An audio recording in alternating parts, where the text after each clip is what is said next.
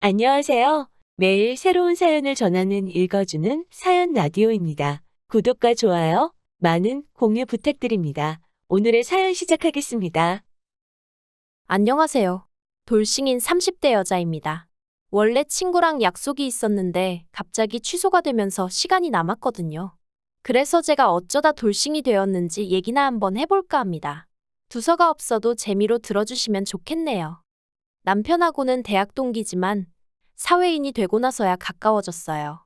같은 회사는 아니지만 같은 업계에 있다 보니 처음엔 정보 공유 차원에서 서로 연락을 주고받곤 했는데 그러다 차 한잔하고 밥 한 끼 먹고 점점 데이트처럼 변해가더니 남편이 먼저 사귀자 하더라고요.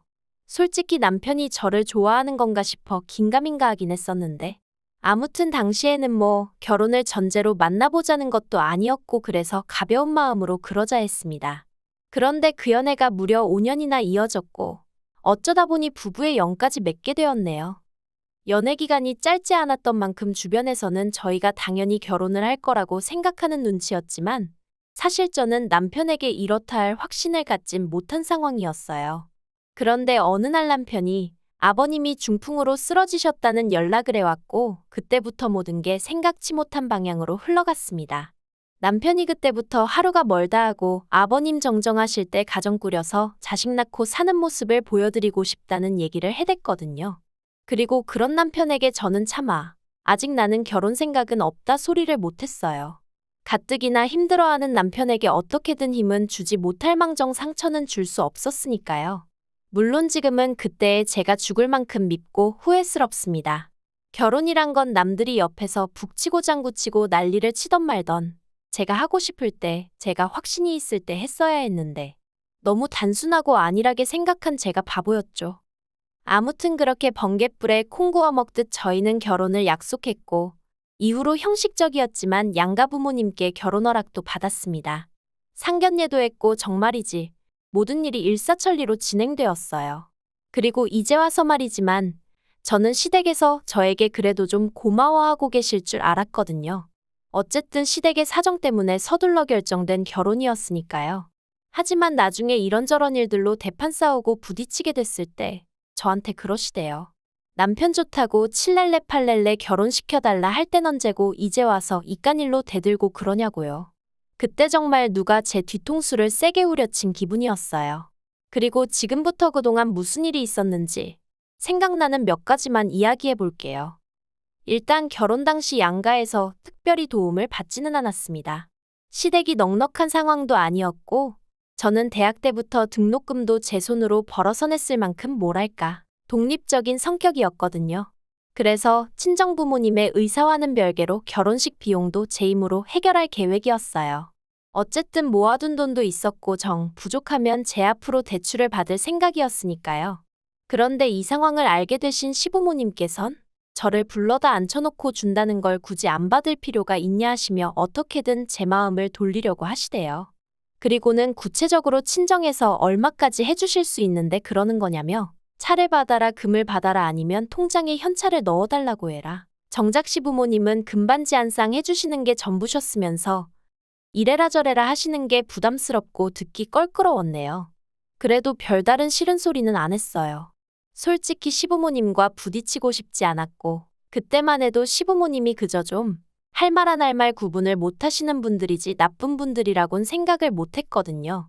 그래서 그때도 또 아무 말이나 하시네 하며 한 귀로 듣고 한 귀로 흘렸죠. 그런데 막상 결혼을 하고 나니까 여자친구로서 시댁에 찾아뵐 때랑은 많이 다르더군요. 특히나 어머님께선 하루가 멀다 하고 저에게 전화를 하셔서는 남편이 잘 있는지 밥은 잘 먹는지 반찬은 뭘 해줬는지 시시콜콜한 일들까지도 알고 싶어 하셨어요. 그리고 그런 통화가 툭하면 5분 10분 길어지기 일쑤였던지라 제가 직장이라 통화를 길게 못한다 하면 또 서운하다 어떻다 너는 화장실도 안 가냐 내가 전화하면 화장실을 간다던가 편의점을 간다던가 눈치껏 요령껏 통화 좀 할 수도 있는 거 아니냐 네 회사는 뭐 너 없인 안 굴러가냐 너 혼자서만 일하냐 말 그대로 억지를 쓰셨는데 그게 저에게는 참으로 버거운 일 중 하나였습니다. 참고로 제가 다니는 회사는 입사하기도 어렵지만 자리를 지키고 있는 것도 만만한 곳이 아니었거든요. 그러니 제 말투 하나 행동 하나 조심스럽기 짝이 없었는데 걸핏하면 걸려오는 어머님 연락이 솔직히 반가울 리가 없었죠. 게다가 그 내용이냐곤 죄다 남편이 어떤지 묻는 것이었는데 그럼 남편에게 전화를 하시지 왜 저한테 전화를 하셔선 그러시는 건지 그것도 납득하기 어려웠고요.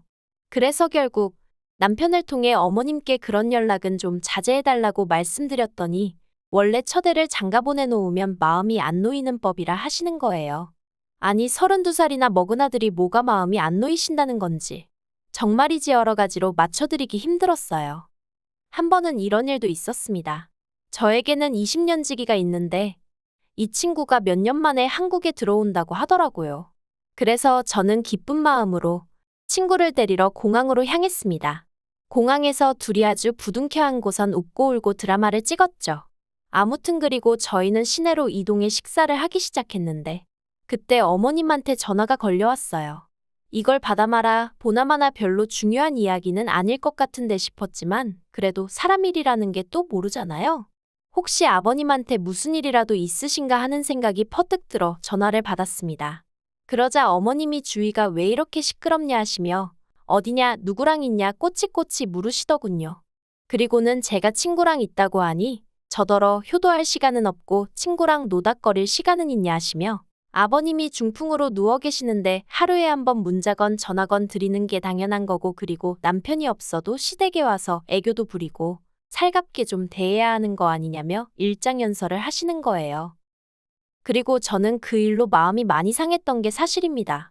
솔직히 연애 때부터 어머님 아버님을 뵀으니 두 분도 제 성격을 아실 만도 한데 그래도 하루가 멀다 하고 애교 좀 부려라. 살갑게 굴어라. 아니 딸이 아예 없으시면 제가 말을 하네요. 그런데 남편에게는 저랑 동갑내기인 여동생도 있거든요. 그리고 그 신우는 철딱서니가 없어서 그렇지 시부모님한텐 또 아양도 잘 떨고요. 그러니 거기서 재미를 좀 찾으시면 좋겠는데 안 되는 저한테도 신우처럼 하라 하시니 환장하겠던 거죠. 그래서 제가 그날 저녁 남편에게 어머님 때문에 힘들다고 했어요. 특별한 이유 없는 잦은 연락도 부담스럽고 내가 뭘 하는지 꼬치꼬치 물으시는 것도 불편하다고요. 그리고는 남편더러 당신이 중간에서 말 좀 잘해주면 안 되냐니까. 남편이 기껏 한다는 말이 자기가 무뚝뚝하니 제가 자기를 대신해서 좀 노력을 해달래요. 어이가 없어서 그럼 당신이 노력을 하는 게 맞지 않냐 했습니다. 하지만 남편은 자긴 일평생 이런 성격으로 살아와서 못 고친다며 제가 이해하라나요? 이건 무슨 벽하고 이야기하는 것도 아니고 더는 얘기도 하기 싫더라고요. 이후로 한 달쯤 지나 어머님 생신이었어요.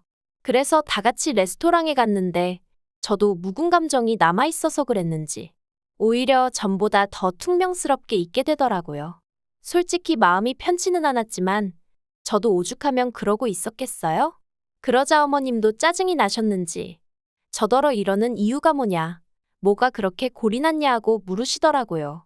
그리고 저는 이때다 싶어 솔직히 말씀드렸어요.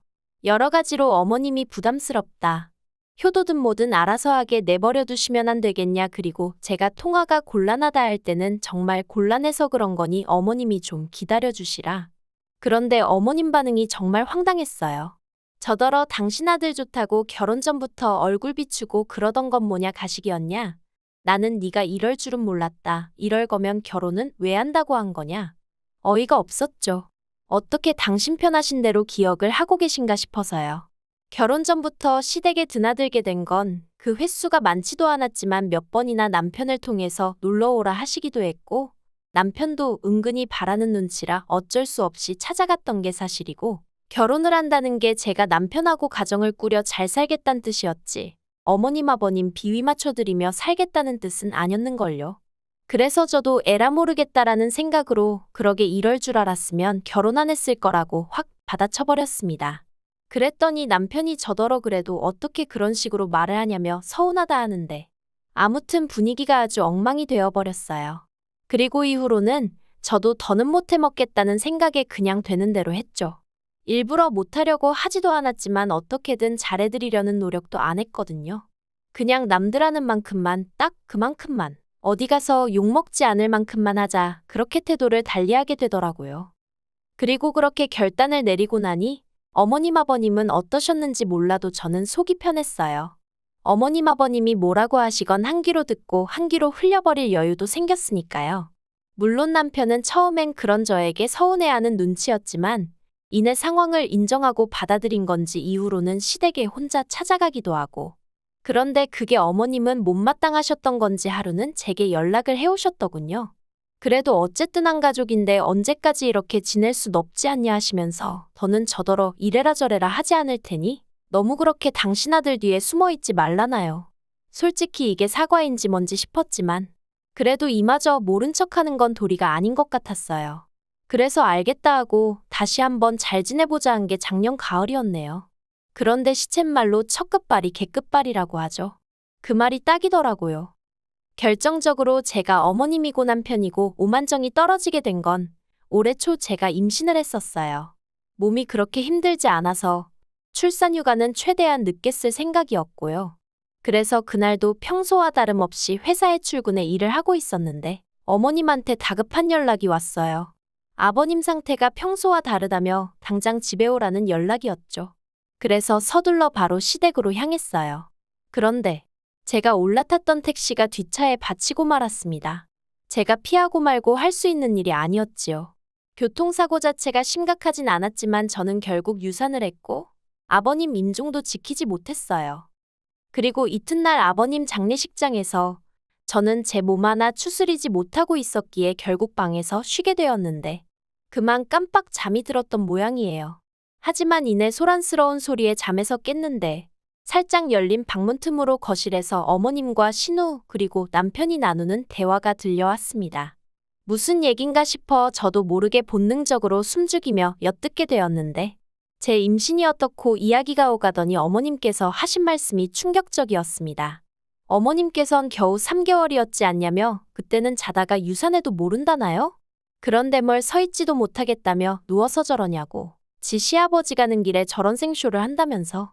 그리고 옆에 있던 신우도 어머님 말이 맞다면서.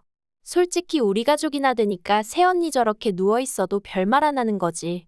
막말로 유산한 게 자랑이냐. 나 같으면 죄송해서 시댁 식구들 얼굴 쳐다도 못 보겠다. 정말 얼마나 억울하고 분하던지 심장이 터질 듯이 쿵쾅거리는 게 느껴졌습니다. 하지만 제 몸이 천근만근이기도 했고 저는 저대로 뱃속의 아이를 지키지 못했다는 죄책감의 그 분노를 표출할 기운이 남아있질 않았어요. 그냥 저를 둘러싼 모든 게 현실 같지 않더라고요. 그래서 이도저도 못하고 가만히 누워 눈을 감고 있었습니다.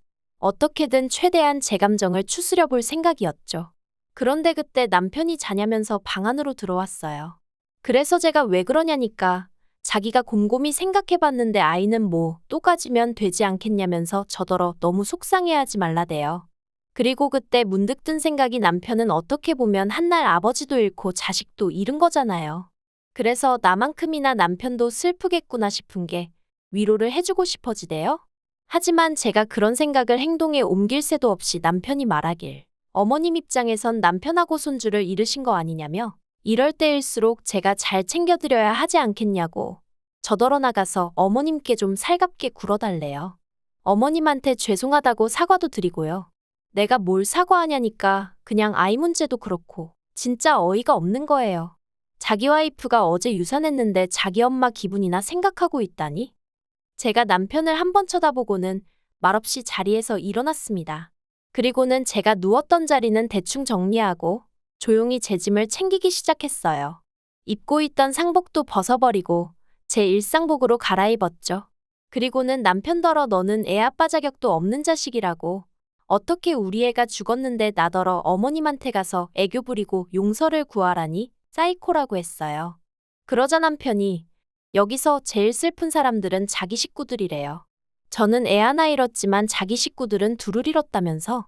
그리고 애는 태어나지도 않았지만 자기 아버지랑 자기 식구들은 몇십 년을 같이 살았다. 그러니 슬픔이 같을 수가 없다나요? 그리곤 그러면 좀 덜 슬픈 사람이 더 슬픈 사람을 배려해 줄 수 있는 거 아니냐는데 그게 말이 되나 싶대요. 그리고 그런 논리를 너무 당연하다는 듯 오히려 제가 이상한 사람인 것 마냥 아무렇지 않게 떠들어대는 남편이 소름 끼치더라고요. 그래서 그냥 더는 말할 것도 없다고 이렇게 갈라서자 했죠.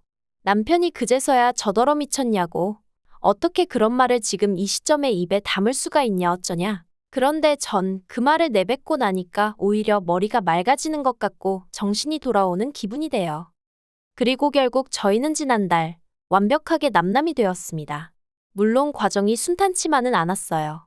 제가 남편을 어르고 달래기도 하고 같이 울고불고 죽일 듯이 싸우기도 하고. 하지만 솔직히 말해서 유산을 하고 난 이후로는 줄곧 남편과 좋은 말 한마디를 나누기보다는 목소리를 높이고 서로를 탓하기 일쑤였거든요. 그러니 결국엔 남편도 순순히 현실을 받아들인 눈치였어요. 그래서 재산 정리해서 나누고 그런대로 깔끔하게 헤어졌네요. 그런데 이후로 원하든 원치 않든 같은 업계다 보니 남편 소식이 전해져 왔는데 회사에서 잘렸다더라고요. 툭하면 집안일이 있다며 이래저래 업무에 충실하지 못했다면서 그런 일이 별로 없는데 회사 대표가 직접 해고했다나 봐요. 어머님이랑 신우랑 같이 살 것 같다는 얘기까진 들었었는데 결국 그 둘이 남편 앞길을 막았구나 싶기도 하고 하마터면 저게 내가 될 수도 있었다 생각도 들고 그래도 따로 연락은 안 했어요. 괜히 미련이라도 남은 것처럼 보일까 봐서요. 아무튼 뭐 어떻게 이야기를 끝내야 하나 싶은데 솔직히 중간에서 제대로 자기 역할을 못한 남편이 제일 등신이긴 했지만 자기 기분만 중요하고 남이 괴로워하건 슬퍼하건 그런 건 안중에도 없는 어머님만 없었더라면 이렇게 이혼까지 하게 됐을까 싶기도 하네요. 그리고 제가 얼마나 마음이 넓고 그런 사람은 아니다 보니 남편이건 시댁 식구들이건 잘 지냈으면 좋겠다 그런 생각도 없습니다. 잘 지내든 말든 관심 없고요. 그냥 앞으로 제 인생 발목 잡는 일이나 없었으면 좋겠다는 생각뿐이에요. 긴 이야기 들어주셔서 감사합니다. 오늘의 사연은 여기까지입니다.